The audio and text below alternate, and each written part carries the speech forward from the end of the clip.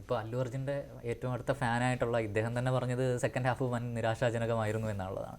അത് ഏറ്റവും പ്രധാനപ്പെട്ട ഒരു കാര്യം, ഒരു സിനിമയിൽ നിന്ന് പ്രേക്ഷകർ ആഗ്രഹിക്കുന്ന കുറേ കാര്യങ്ങളുണ്ടാവും. ഇപ്പം എല്ലാ സിനിമയും നമുക്ക് ഓസ്കറിന് അയക്കാനോ അല്ലെങ്കിൽ നാഷണൽ അവാർഡിന് അയക്കാനോ വേണ്ടിയിട്ടുള്ളതായിരിക്കില്ല. പക്ഷേ എൻ്റർടൈൻമെൻറ്റ് പർപ്പസിന് വരുന്നൊരു സിനിമയ്ക്ക് അറ്റ്ലീസ്റ്റ് ആ എൻ്റർടൈൻമെൻറ്റ് എന്നുള്ളൊരു ധർമ്മമെങ്കിലും നിറവേറ്റാൻ കഴിയണം എന്നുള്ളതാണ്. ഇവിടെ ആ സിനിമ അതിൽ നിന്ന് പോലും വ്യതിചലിച്ചു പോയി എന്നുള്ളതുകൊണ്ടാണ് ആ സിനിമ നമുക്ക് ആസ്വദിക്കാൻ കഴിയാതായി പോകുന്നത്. ഒരു സിനിമയുടെ ആദ്യത്തെ ഒരു 10-15 മിനിറ്റ് കഴിയുമ്പോഴത്തേക്ക് പിന്നെ സിനിമ പോകുന്നത് ഒരു സ്പൂഫ് മട്ടിലാണ് പലപ്പോഴും പോകുന്നത്.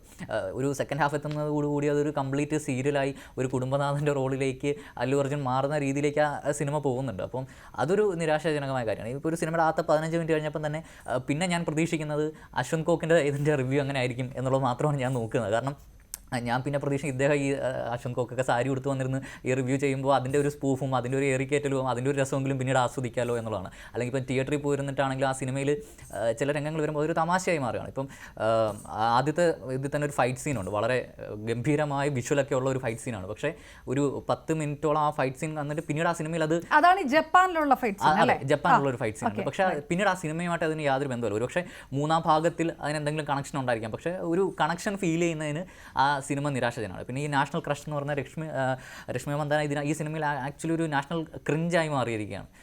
ഒരു എല്ലാ സീനുകളിലും ഒരേ റിപ്പീറ്റേഷനും, അല്ലെങ്കിൽ ഇപ്പോൾ പ്രകാശ് രാജ് പാണ്ടിപ്പട സിനിമയിൽ ഇടയ്ക്കിടയ്ക്ക് വന്ന് റൊമാൻസ് വരുന്നതാ എന്ന് പറയുന്ന പോലെയാണ് രശ്മി സിനിമയിൽ വന്നിട്ട് ഫീലിങ്സ് വരുന്നതാ എന്ന് പറഞ്ഞാൽ അതിൻ്റെ റിപ്പീറ്റേഷനും പിന്നെ വെറുതെ ഇരിക്കുന്ന അല്ലു അർജുൻ്റെ കഥാപാത്രത്തെ എരിയേറ്റി വിട്ട് അടിയുണ്ടാക്കിക്കാൻ വിടുന്ന ഒരു പരിപാടിയും അങ്ങനത്തെ ഒരു ഇത് മാത്രമേ ഉള്ളൂ. അതിനപ്പുറത്തേക്കൊരു ഈവൻ നമ്മളൊരു ലോജിക്ക് വെച്ചിട്ടൊന്നും അല്ല ഈ സിനിമയെ നോക്കുന്നത്. അങ്ങനെ കാണേണ്ട ഒരു സിനിമയല്ലേ. ഇപ്പോൾ ഗ്രാവിറ്റേഷണൽ ഫോഴ്സൊക്കെ സിനിമയിലൊന്നും അല്ലാതാവുന്നുണ്ട്. അതൊക്കെ പോട്ടെ, ഒരു ഫൈറ്റ് സീനും അല്ലെങ്കിൽ ഒരു കൊമേഴ്ഷ്യൽ ഫിലിമിലും ഒക്കെ അങ്ങനെയൊക്കെ സംഭവിക്കാം.